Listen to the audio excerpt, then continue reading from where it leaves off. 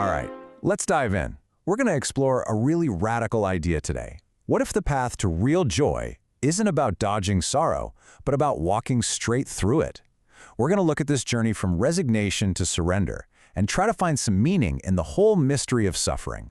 Our guide for this is a powerful and kind of paradoxical idea from the writer Henri Nouwen. It sounds completely backwards, doesn't it? The idea that joy isn't the opposite of sorrow, but is actually hidden inside of it. Honestly, this one thought is the key to unlocking everything else we're going to talk about. So to help us really get our heads around this, Nouwen gives us this incredible metaphor, the cup of sorrow. It's a way of talking about a shared, totally unavoidable part of just being human, a symbol for the pain we all have to face at some point. And look, nobody gets a pass on this one. This cup, it represents all the burdens we carry. The darkness, the sadness, the pain that can just feel like way too much. It's a really honest look at the fact that suffering is just, well, it's a fundamental part of our experience. And that's the big question, isn't it? When life hands us this cup, how we react is everything. And our first instincts, they're often not as helpful as we think they are. Usually, our response goes one of two ways. First, we try to take control. We try to fix what can't be fixed or manage what's totally unmanageable. Or we do the complete opposite. We run. We try to avoid the pain, ignore the cup, just pretend it's not even there. Both of these reactions make total sense, but they can both lead us straight to a dead end. And that dead end, it often leads us right here, to a place that just feels like defeat. And this brings us to a super important distinction, a real pivot in how we think that can change everything. The difference between giving up and actually letting go. You see, when our attempts to either fix or run away from our suffering don't work, and a lot of the time they don't, we're just left with this quiet despair, a feeling of resignation. It's that sense that you've lost the fight, that the sorrow has won, and there's just nothing left to do but give up. Okay, so we've got to be really clear here. We tend to use words like resignation and surrender as if they're the same thing. But when we're talking about our inner lives, our spiritual lives, they are worlds apart. So what is the real difference here? Let's break this down, because it's so important. Over on the left, you've got resignation. That's about giving up on what you want. It's losing hope. But on the right, you have surrender. That's about giving up control while you hold on tight to trust. Just look at how different they are when it comes to things like prayer or what they do to our relationship with God. One is defeat, the other is an act of trust. And this is the absolute core of it all. Surrender isn't passive. It's not about being weak. It's an active choice, a deeply relational one.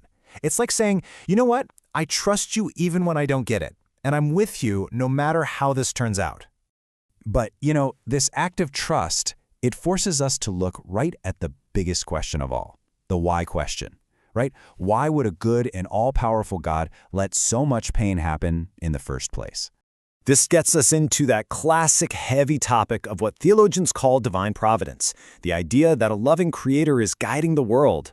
It's a question that has tested people's faith for thousands of years. From huge worldwide tragedies to our own very personal pain, the reality of evil can make you really question the goodness of God. Now, brilliant minds throughout history have tried to build these logical frameworks to explain it. You have thinkers like Aquinas, who argue that God allows evil but doesn't actively cause it. Then you have others, like Calvin, who suggested that everything that happens, good and bad, is all part of some secret divine plan. But for so many of us, those explanations just don't feel like enough. And that's the thing. Trying to figure it out with theology can feel like you're stuck in a maze that just leads to more questions. This is where spirituality kind of offers a different road. While theology tries to solve the mystery of suffering, spirituality gives us a way to live with the mystery. And this path actually has a name, abandonment to divine providence. It's a pretty radical idea. It's about learning to receive every moment, the good and the bad, as if it's a gift coming straight from God. It's a huge shift from trying to understand the why of our pain to simply trusting the who behind it all. And this whole spiritual path of surrender brings us all the way back around to that cup we started with. But now we can see it in a totally new light. So when we stop trying to fix the cup or run away from it, and instead we choose to just receive it with surrender and with trust, something amazing happens. The stuff inside the cup, the sorrow, the darkness, the pain, it doesn't just disappear, but it is transformed.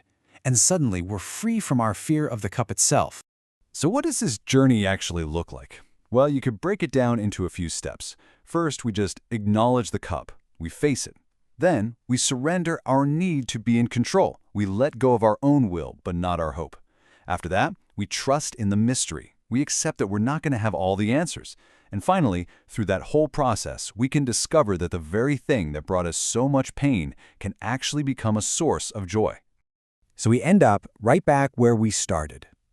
This is not about pretending pain isn't real. It's about realizing that sorrow and joy are connected. Your capacity for deep sorrow is actually tied to your capacity for deep joy. They're like two sides of the very same cup. And so I'll just leave you with this to think about. What if the cup of sorrow is also the cup of joy? What would change in your life right now if you really truly believed that?